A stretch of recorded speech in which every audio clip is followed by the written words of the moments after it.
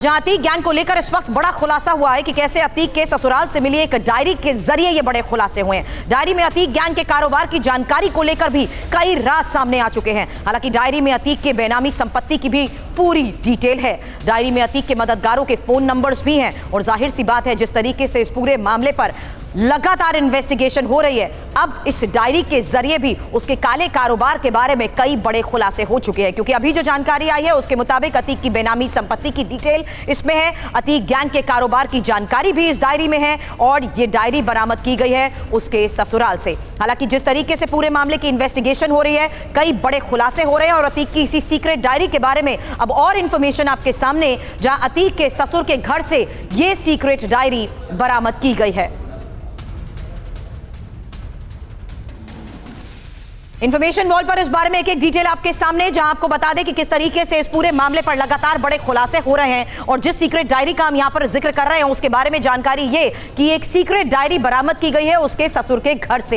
हालांकि इस डायरी को अब खंगाला जा रहा है क्योंकि ये वो डायरी है जिसमें अतीक के करीबियों और मददगारों के नाम भी लिखे हुए हैं। अब जिस तरीके से अतीक का ये कुनबा इतना बड़ा था, पूरा साम्राज्य था, अतीक के 5 राज्यों में फैले इस काले साम्राज्य के राज भी इस डायरी के जरिए और बड़े खुलासे हो सकते हैं। क्योंकि डायरी में शेल कंपनी से करोड़ों के लेन देन की भी जानकारी है, वो तमाम जिक्र इस डायरी में किए गए हैं। और महत्वपूर्ण यह है कि लखनपुर में 1000 बीघा पर प्रोजेक्ट के लेन देन का जिक्र भी इसी डायरी में बताया जा रहा है। लेकिन इस बीच सुनिए अतीक के आतंक से त्रस्त हुए एक ऐसे शख्स की दास्तां जिसकी दुनिया अतीक ने उजाड़ कर रख दी थी। 2011 में इस शख्स की 7 साल की बेटी का घर से बाहर से अपहरण हुआ था और उसे मौत के घाट इसने उतार दिया। सिर्फ इतना ही नहीं, इसके घर पर कब्जा भी किया। सब कुछ अतीक के गुर्गों ने किया।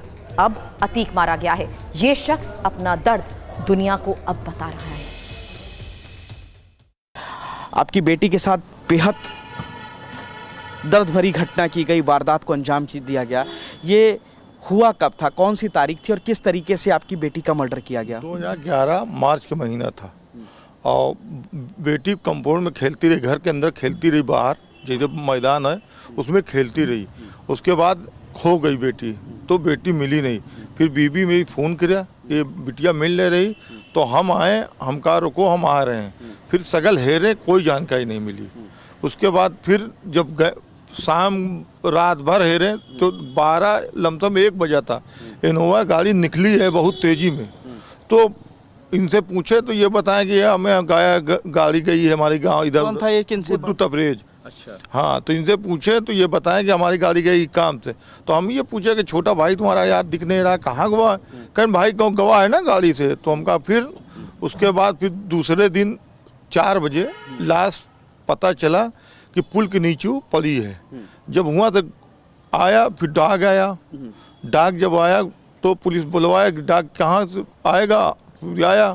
फिर उसके कुत्ता जो है तो ससुर खदेरी डाक के डायरेक्ट इनके घर के अंदर आया। अच्छा, मतलब ये कई किलोमीटर की दूरी तय करके 1 किलोमीटर की दूरी तय करके कुत्ता जो था स्निफर डॉग वो सीधे इनके गुड्डू तबरेज के घर आ गया। गुड्डू तबरेज के घर के अंदर डायरेक्ट घुस गया।